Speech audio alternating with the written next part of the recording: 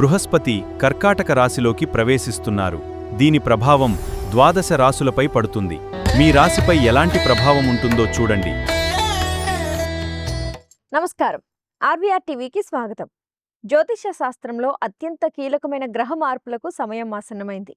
June 2వ తేదీ నుంచి గురువు అంటే బృహస్పతి కర్కాటక రాశిలోకి ప్రవేశిస్తున్నారు. అలాగే రాశులపై శనిగ్రహ ప్రభావం కూడా కీలక మార్పులను తీసుకురాబోతుంది. ఈ అరుదైన గ్రహ సంచారాల ప్రభావం మేషరాశి నుంచి మీనరాశి వరకు వారి జీవితాలపై ఎలా ఉండబోతోంది? ఎవరికి అదృష్టం కలిసొస్తుంది? ఎవరు జాగ్రత్తగా ఉండాలి? ఉద్యోగం, వ్యాపారం, ధనం, ఆరోగ్యం, వివాహం, కుటుంబం ఏ రాశి వారికి ఎలా ఉండబోతోంది? ఇలాంటి ఆసక్తికరమైన అంశాలని ఈరోజు తెలుసుకుందాం. మనతో పాటు జ్యోతిష్య కేసరి శ్రీ చిర్రావూరి అనంత శర్మ గారు మనతో ఉన్నారు. గురువు గారిని అడిగి మరిన్ని విషయాలు తెలుసుకుందాం. నమస్కారం గురువుగారు. గురుగారు, జూన్ 2వ తారీఖున గురుడు కర్కాటక రాశిలోకి వస్తున్నాడు. అయితే వృషభ రాశి వారికి దీనివల్ల ఎలాంటి ప్రభావం ఉంటుంది? అలాగే వాళ్ళు చేసుకోవాల్సిన పరిహారాలు ఏంటి? వృషభానికి అధిపతి శుక్రుడు. ఈ శుక్రుడికి గురుడికి ఉన్న లక్షణాలు మనం గమనిస్తే, శుక్రుడు ప్రత్యేకమైన గుర్తింపు, అలాగే అలంకరణ, శోభ ఎక్కువగా ఇవ్వడము. ఎలా ఉంటుందంటే, ఉదాహరణకి ముత్యం ఉంది, అది తెల్లగానే ఉంటుంది. వజ్రం ఉంది, అది చూడడానికి ఒక ప్రత్యేకమైన వెలుగు కనిపించేదిగా కనిపిస్తుంది. అయితే రెండూ చూడడానికి అందంగానే ఉంటాయి. అయితే ఆకర్షణ అనే లక్షణం వజ్రంలో ఉంది, ముత్యంలో ప్రత్యేకమైన ఆకర్షణ అనేది కొంత తక్కువ ఉంటుంది. అంటే ఆ మెరిసే లక్షణం ఉండదన్నమాట. అలాగా శుక్రుడికి గురుడికి ఉన్న తేడా ఏమిటి అంటే, ఎంత ఉందో అంతవరకు మాత్రమే కనిపించటము, ఎంత కృషి చేస్తే అంతవరకు మాత్రమే ఫలితం ఇవ్వడము అనే లక్షణం మనకు గురుడిలో ప్రత్యేకించి కనిపిస్తుంది. ఇది కావాలి అని ఆశపడము అనే లక్షణం శుక్రుడిలో ఉంటే, ఏది అవసరమో దాని గురించి ఆలోచిద్దాము అనే లక్షణం గురుడిలో ఉంటుంది. కాబట్టి ఈ శుక్రుడికి గురుడికి మధ్య ఉన్న అనుబంధాన్ని జాగ్రత్తగా అర్థం చేసుకుని, వృషభ రాశి వారు అక్కడి నుంచి తృతీయ స్థానంలో గురుడు యొక్క సంచారం నడుస్తోంది. సహజంగా తృతీయాధిపత్యం, అంటే సహజ రాశి చక్రం చూసుకుంటే తృతీయాధిపత్యం అనేది అంత మంచిది కాదు. అయితే గురుడు తృతీయంలోకి రావడం వలన అక్కడ సహకారం అనే లక్షణం కనిపిస్తుంది. ఈ గురుడి యొక్క స్వభావం చేత, అంటే గురుడు అంటే గురుత్వాన్ని వహించడం అన్నమాట. గురువు అనేవాడి యొక్క సహకారాన్ని పొందగలగడము అంటే వాళ్ళ యొక్క మార్గనిర్దేశము, వాళ్ళ యొక్క సహాయ సహకారాలు, పెద్దలు, అలాగే కొంత జ్ఞానం కలిగి ఉన్నవారు వారి నుంచి సహకారాన్ని, సూచనని పొందడము, ఇలాంటి లక్షణాలకి అవకాశం బాగుంటుంది. ఈ ఇద్దరి మధ్యన కనుక మనం ఈ స్నేహభావాన్ని చూసినట్లయితే సమత్వం అనే లక్షణం మనకి ఎక్కువగా కనిపిస్తూ ఉంటుంది.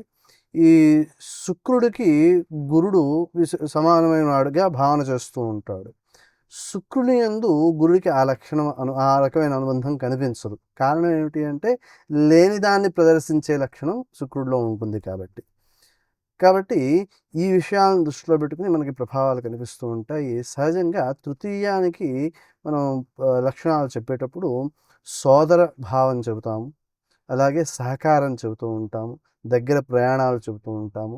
ఇలాగా ప్రయాణాలకి సంబంధించి విశేషంగా, అంటే లౌకిక వ్యవహారం చూసుకుంటూ ఉంటాం కాబట్టి ప్రయాణాలకి సంబంధించిన విషయంలో విశేషంగా మనకి ప్రయాణాలు ఎక్కువగా చేస్తూ ఉండడము, తరచుగా చేస్తూ ఉండడము, ఇలాంటి లక్షణాలు కనిపిస్తూ ఉంటాయి. అవి కూడా దగ్గర ప్రయాణాలు అన్నమాట. ఇక తృతీయానికి సంబంధించిన మరో లక్షణం ఏంటి అంటే సహకారం. ఈ సహకారంలో ఇంతకుముందు చెప్పుకున్నాం, గురుడి యొక్క లక్షణం చేతేమో గురువుల యొక్క సహకారం లభిస్తుంది. అలాగే ఇది సోదరభావంగా కూడా చెప్పుకుంటున్నాం కాబట్టి సోదరుల యొక్క సహాయ సహకారాలు అనేవి మంచి పనులకి, ఏవైతే కుటుంబానికి ఉపయోగపడే పనులు ఉంటాయో వాటికి ఉపయోగించే విషయాల్లో వారి నుంచి సహకారం పూర్తిగా మనం పొందగలుగుతాము అనే విషయాన్ని అర్థం చేసుకోవచ్చు. తర్వాత ఈ గురుడున్న స్థానం నుంచి వృశ్చికము పంచమ స్థానం అవుతోంది. పంచమ దృష్టితో గురుడు వృశ్చికాన్ని చూస్తూ ఉంటాడు. ఈ వృషభ రాశి వారికి అది 7వ స్థానం అవుతోంది. ఈ 7వ స్థానం అవుతున్నప్పుడు ఏమిటి అక్కడ అంటే, వృషభానికి సప్తమంలో సామాజిక సంబంధాలు, స్నేహ సంబంధాలు, అలాగే జీవిత భాగస్వామి ఇత్యాదికాది విషయాలు అందులో ఉంటూ ఉంటాయి. కాబట్టి ఈ రాశి వారికి సప్తమ భావం పైన గురుని యొక్క దృష్టి విశేషంగా ఉంటుంది. కాబట్టి వివాహ ప్రయత్నాలు చేసినట్లయితే ఇక్కడ అనుకూలమైన ఫలితాన్ని పొందవచ్చు అనే విషయాన్ని అర్థం చేసుకోవచ్చు. అలాగే ఈ సామాజిక సంబంధాల వలన వచ్చే అభివృద్ధి మొదలైనవి ఏవైతే ఉంటాయో, అంటే ఇతరుల సహకారాలతో పొందే అభివృద్ధి అనమాట, అటువంటి విషయాల్లో అనుకూలత చెప్పుకోవచ్చు. అలాగే కొత్త పనులను ప్రారంభించటము, పార్ట్నర్షిప్పుల్లో కొత్తగా అభివృద్ధి కోసం ప్రయత్నం చేయడము, ఇలాంటి విషయాల్లో కూడా అనుకూలమైన ఫలితాన్ని మనం పొందవచ్చని అర్థం చేసుకోవచ్చు. అటు తర్వాత సప్తమ దృష్టితో చూస్తూ ఉంటాడు ఈ గురుడు మకర రాశిని. అలాగే ఈ మకర రాశి దగ్గరికి వచ్చేటప్పటికి సప్తమ దృష్టితో చూస్తున్నాడు కదా, కాబట్టి సమమైన ఫలితాన్ని, అంటే విశేషమైన ఫలితాన్ని మనం అక్కడ ఆశించడానికి లేకపోయినప్పటికీ ఇక్కడ నవమ భావం అనే లక్షణం వృషభ రాశి వారికి ఈ మకరంలో కనిపిస్తూ ఉంటుంది.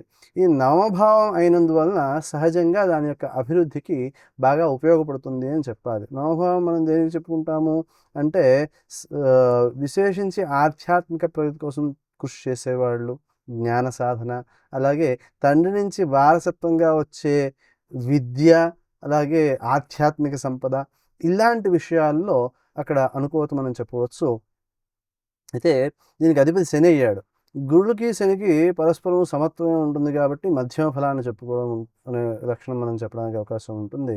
అలాగే మీనరాశి దగ్గరికి వెళ్ళేటప్పటికి ఈ రాశి వారికి, వృషభ రాశి వారికి మీనరాశి లాభస్థానం అవుతోంది. లాభస్థానం యందు గురుడి యొక్క దృష్టి ఉన్నందువలన ఈ వచ్చే లాభాలు అనుకూలమైన ఫలితాన్ని ఇచ్చేవిగా ఉంటాయి. మంచి సంపద అయ్యి ఉంటుంది. గురుడి యొక్క దృష్టి ఉంది కాబట్టి సన్మార్గంలో సంపదని అభివృద్ధి చేసుకోవడానికి అవకాశాలు బాగుంటాయి అని చెప్పవచ్చు అన్నమాట. కాబట్టి ఈ గురుడికి ఇంకో విశేషం ఏమిటి ఇక్కడ అంటే, ఈ మీనరాశి అనేది స్వక్షేత్రం అవుతోంది. ఆ కారణం చేత స్వక్షేత్రం వలన వచ్చే ప్రయోజనాలు, తన ఇల్లు కాబట్టి తన శ్రద్ధగా తాను చూసుకుంటాడు కాబట్టి ఆ అభివృద్ధి అనేది బాగుంటుంది. అలాగే ఆరోగ్యానికి సంబంధించిన విషయంలో ప్రధానంగా ధనవృద్ధి అనేది సహజంగా ఏం చేస్తుంది అంటే పుణ్యాన్ని ఖర్చు పెట్టి దోషాన్ని ఇస్తూ ఉంటుంది. అయితే గురుడి యొక్క దృష్టి ఉన్నందువలన, లాభస్థానానికి కూడా అధిపతి గురుడే అయినందువలన అక్కడ వచ్చే ప్రత్యేక ప్రయోజనం ఏమిటి అంటే మంచి సంపద అవుతోంది కాబట్టి ఆ దోషాన్ని ఇవ్వకుండా జాగ్రత్త పడడానికి అవకాశం ఉంటుందన్నమాట.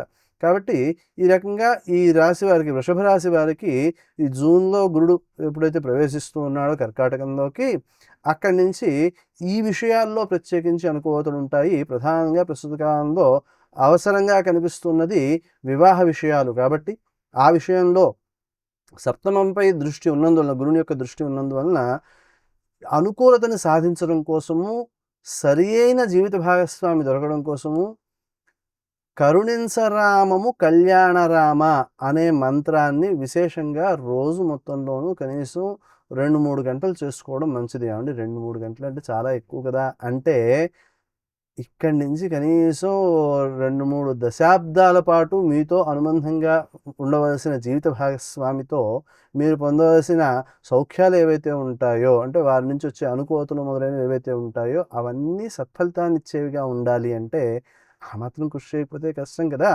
మీరు చదువుకుని ఒక 10 సంవత్సరాలు, 15 సంవత్సరాలు లేదా 20 సంవత్సరాలు చదువుకుంటారు. ఆ చదువు ఎప్పటిదాకా వినియోగపడాలనుకుంటారు? వచ్చే 40 ఏళ్ళు ఉపయోగపడాలనుకుంటారు. అలాంటప్పుడు వచ్చే 30 ఏళ్ళు జీవిత భాగస్వామితో అనుకూలత కావాలనుకున్నప్పుడు దానికి తగినట్టుగా రోజు మొత్తంలో కొంత సమయాన్నైనా భగవన్నామస్మరణతో, ఈ విషయంలో ప్రత్యేకించి ఈ సంకల్పంతో భగవన్నామస్మరణతో వెచ్చించడం మంచిది. కరుణించరామము కళ్యాణరామ అనే మంత్రాన్ని మానకుండా చేస్తూ ఉండడం శ్రేయస్కరం. గురువుగారు, అసలు గురుగ్రహం ఇచ్చే ప్రత్యేకమైన ప్రభావాలు ఏంటి?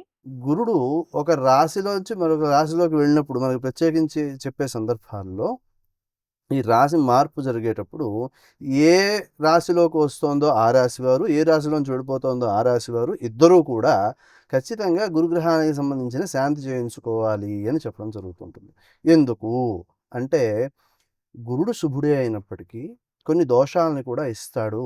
ఏ రాశిలోకి వస్తోందో ఆ అధిపతితో ఉన్న సంబంధం, అంటే మైత్రి ఉందా, శత్రుత్వం ఉందా, ఇలాంటి సంబంధాన్ని అనుసరించి, అలాగే ఈ ఆధిపత్య శుభత్వాలు ఉంటూ ఉంటాయి జాతక రీత్యా.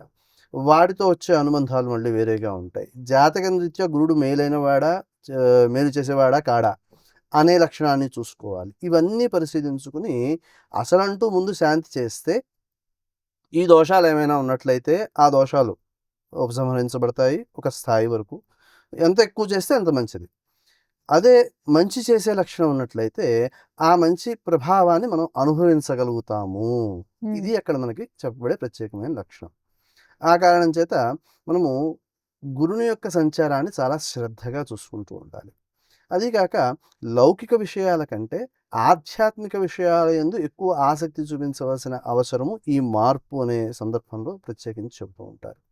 కాబట్టి ఈ గురుని యొక్క సంచారాన్ని ప్రత్యేకమైనదిగా మనం గుర్తించడం జరుగుతుంది జ్యోతిష్ శాస్త్రానుసారం. గురువుగారు, గోదావరి పుష్కరాల సమయంలో అసలు ముహూర్తాలే ఉండవు అని చెప్తూ ఉంటారు. అది ఆ ప్రాంతానికే పరిమితమా లేదా అందరికీ ఉండవా? వివాహానికి సంబంధించిందే కాకుండా గృహప్రవేశము, సత్సంతానం కోసం పెట్టుకునే ముహూర్తాలు ఇవన్నీ కూడా ప్రధానమైనవే. మనకి ఈ గురుడు యొక్క సంచారం తీసుకున్నప్పుడు రవిలో తీసుకున్నప్పుడు మామూలుగా ఆ సంవత్సర కాలం కనీసం సంతానం కోసం ముహూర్తం పెట్టుకోవడం కూడా పనికిరాదు అని చెబుతాం. గురువుగారు, వృషభ రాశికి సంబంధించి చాలా చక్కటి విషయాల్ని తెలియజేసినందుకు ధన్యవాదాలు. చూసారుగా, చిర్రావూరి అనంత శర్మ గారు గ్రహాల మార్పు గురించి చాలా చక్కగా వివరించారు. అలాగే మేషరాశి నుంచి మీనరాశి వరకు ప్లేలిస్ట్లో వీడియోలు మీకోసం ఉంచాం. వాటిని చూడండి.